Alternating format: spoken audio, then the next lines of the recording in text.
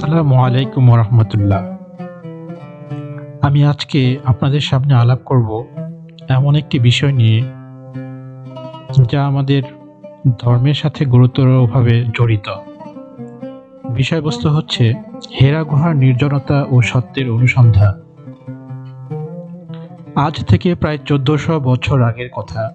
মক্কার তপ্ত মরুভূমির নির্জনতায় এক পাহাড়ের চূড়ায় বসে একজন মানুষ মানবজাতির ইতিহাসের সবচেয়ে বড় পরিবর্তনের জন্য নিজেকে প্রস্তুত করছিলেন। স্থানটি ছিল জাবালে নূর বা আলুর পাহাড়ের চূড়ায় অবস্থিত হেরা গুহা। ইসলামী ঐতিহ্যে এই গুহাটি কেবল একটি পাথুরে কক্ষ নয়, বরং এটি ছিল সত্যের বিচ্ছুরণ কেন্দ্র। আজ আমরা গভীরে প্রবেশ করব সেই হেরা গুহার দিনগুলোতে, জানব নবীজি মুহাম্মদ সাল্লাল্লাহু আলাইহি ওয়াসাল্লাম সেখানে কি করতেন, তার ধ্যানের ধরন কেমন ছিল এবং কেন এই নির্জনতা তার নবুয়ত লাভের জন্য অপরিহার্য ছিল। নবুয়ত লাভের ৫ বছর আগে থেকেই মুহাম্মদ সাল্লাল্লাহু আলাইহি ওয়াসাল্লামের হৃদয়ে এক ধরনের অস্থিরতা শুরু হয়। তৎকালীন মক্কার সামাজিক অবস্থা ছিল অত্যন্ত শোচনীয়। মূর্তি পূজা, গোত্রীয় দাঙ্গা, মদ্যপান এবং নারীদের প্রতি চরম অসম্মান, এইসব কিছুই তাকে মানসিকভাবে পীড়া দিত।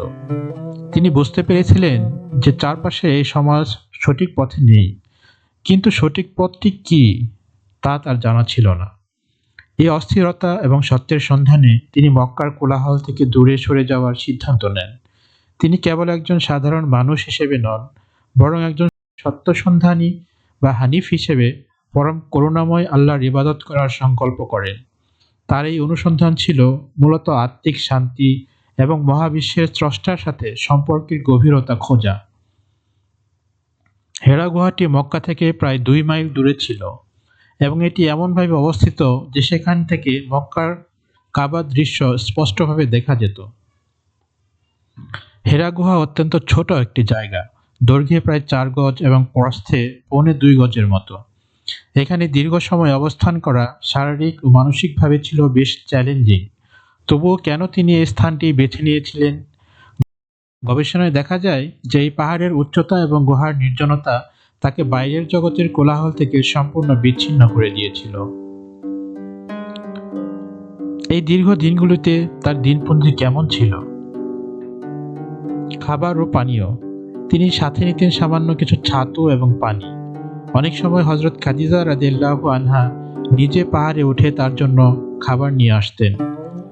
খাবার শেষ হয়ে গেলে তিনি পুনরায় বাড়িতে ফিরে যেতেন এবং সম্বল নিয়ে আবার পাহাড়ে চলে আসতেন। বিশেষ করে রমজান মাসে তিনি পুরো রমজান মাস গুহায় অতিবাহিত করতেন। নির্জনতায় এই অবস্থানকে আরবিতে বলা হয় খালওয়া। এই নির্জনতাই ছিল তার আধ্যাত্মিক শক্তির মূল উৎস। তহানুস ও ধ্যানের প্রকৃত ধরন। আমরা প্রায়ই শুনি তিনি ধ্যান করতেন, কিন্তু তিনি তার উপাসনার পদ্ধতি কি ছিল? সমসাময়িক হাদিস এবং ঐতিহাসিক গবেষণায় একে তাহানুস বলা হয়। এটি ছিল মূলত তাফাক্কুর বা গভীর চিন্তা। তিনি আকাশ, নক্ষত্র এবং মরুভূমির দিগন্তের দিকে তাকিয়ে সৃষ্টির রহস্য নিয়ে ভাবতেন।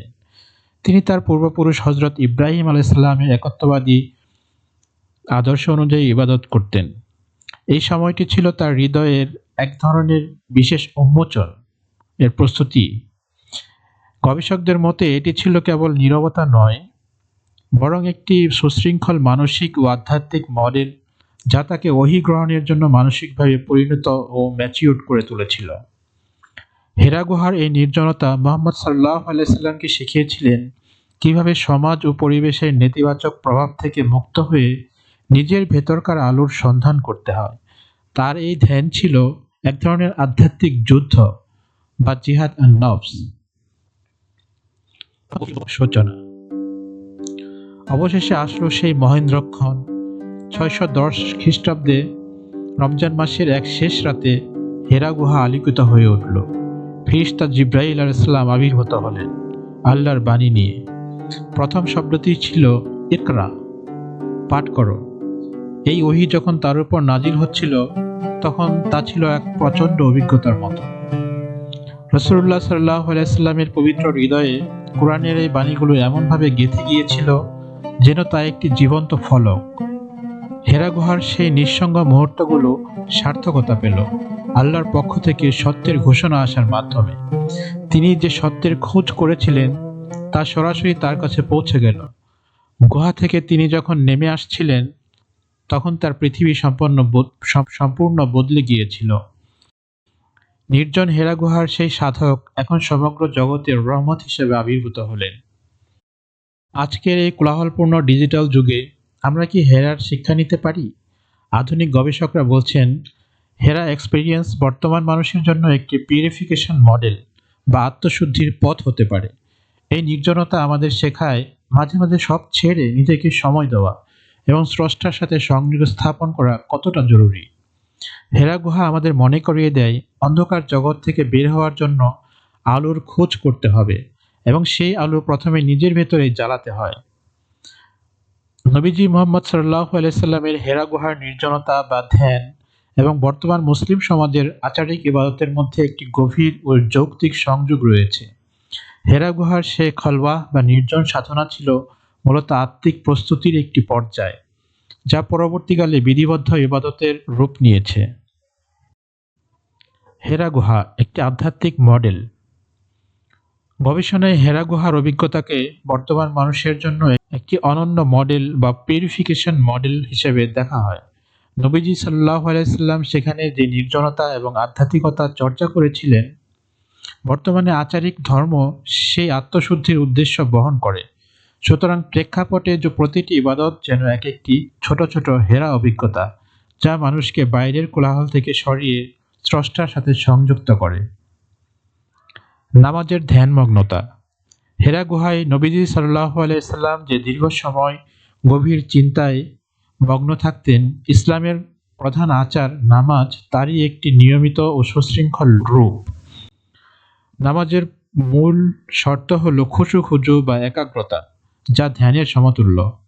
হেরা গুহার সেই সত্য অনুসন্ধান এবং হৃদয়ের উন্মোচন নামাজের সিজদার মাধ্যমে অর্জিত হয়, যেখানে বান্দা স্রষ্টার সবচেয়ে নিকটে পৌঁছায়। তাহানুস এবং সামাজিক ইবাদত। নবীজি সাল্লাল্লাহু আলাইহি সাল্লাম হেরা গুহায় যে তাহানুস বা আধ্যাত্মিক সাধনা করেছিলেন, তার মূল উদ্দেশ্য ছিল নৈতিক ও চারিত্রিক উৎকর্ষ সাধন। বর্তমান মুসলমানদের যে আচরিক ইবাদত যেমন জাকাত বা হজ, এগুলো সেই ব্যক্তিগত আধ্যাত্মিকতাকে সামাজিক শৃঙ্খলায় রূপান্তর করে। হেরা গুহার নির্জনতা কেবল নিজেকে খোঁজার জন্য ছিল না, বরং তা ছিল একটি ভারসাম্যপূর্ণ সমাজ গড়ার প্রস্তুতি। অর্থাৎ ব্যক্তিগত ধ্যান এবং সামাজিক আচার একে অপরের পরিপূরক। শৃঙ্খলার প্রয়োজনীয়তা। মানুষের আধ্যাত্মিক তৃষ্ণা মেটানোর জন্য কেবল মুক্ত ধ্যান অনেক সময় দিগ্ভ্রান্ত হতে পারে। তাই বর্তমানে আচারিক ধর্ম সে আধ্যাত্মিকতাকে একটি নির্দিষ্ট কাঠামো বা ফ্রেমে বেঁধে দেয়। হেরা গুহার সেই গভীর সত্য অন্বেষণকে যখন সাধারণ মানুষের জন্য সহজলভ্য করার প্রয়োজন হলো, তখন তার নামাজ, জিকির এবং রোজার মতো নির্দিষ্ট ইবাদতের মাধ্যমে প্রকাশ পেল। এটি নিশ্চিত করে যে একজন সাধারণ মুমিনও যেন তার দৈনন্দিন আচারের মাধ্যমে সেই একই আধ্যাত্মিক স্বাদ পায়, যা নবীজি সাল্লাল্লাহু আলাইহি সাল্লাম হেরায় অনুভব করেছিলেন। নৈতিক ও আত্মিক পরিপক্কতা। হেরা গুহার অবস্থান নবীজি সাল্লাল্লাহু আলাইহি সাল্লামের রুহানি ও নৈতিক বিকাশে গুরুত্বপূর্ণ ভূমিকা রেখেছিল। একইভাবে বর্তমানের ধর্মীয় আচারগুলো যদি সঠিক তাৎপর্য বুঝে পালন করা হয়, তবে তা মানুষের নৈতিক ও আত্মিক উন্নয়ন ঘটায়। নির্জনতা বা ধ্যান ছাড়া কেবল বাহ্যিক আচার প্রাণহীন হতে পারে, কিন্তু ধ্যানের নির্যাস যখন আচারে মিশে যায়, তখন তা পূর্ণতা পায়। হেরা গুহার ধ্যান ছিল বীজ, আর বর্তমানের আচারিক ধর্ম হলো সেই বীজের বৃক্ষ। নবীজি সাল্লাল্লাহু আলাইহি সাল্লাম হেরায় যে সত্যের আলো পেয়েছিলেন, সে আলোকে প্রতিদিনের জীবনে ধরে রাখার পদ্ধতিই হলো বর্তমানের ইবাদতসমূহ। সুতরাং বর্তমান মুসলমানেরা যদি সচেতনভাবে ইবাদত করে, তবে তাদের এই আচারিক ধর্ম নবীজির হেরা কেন্দ্রিক আধ্যাত্মিকতার সাথে সম্পূর্ণ সঙ্গতিপূর্ণ। আজ এ পর্যন্তই। প্রিয় নবীজির এই জীবন দর্শন আপনাদের কেমন লাগলো তা কমেন্টে জানাবেন। ভিডিওটি ভালো লাগলে শেয়ার করবেন। দেখা হবে পরবর্তী ভিডিওতে। আসসালামু আলাইকুম। আর হ্যাঁ, সাবস্ক্রাইব করতে ভুলবেন না।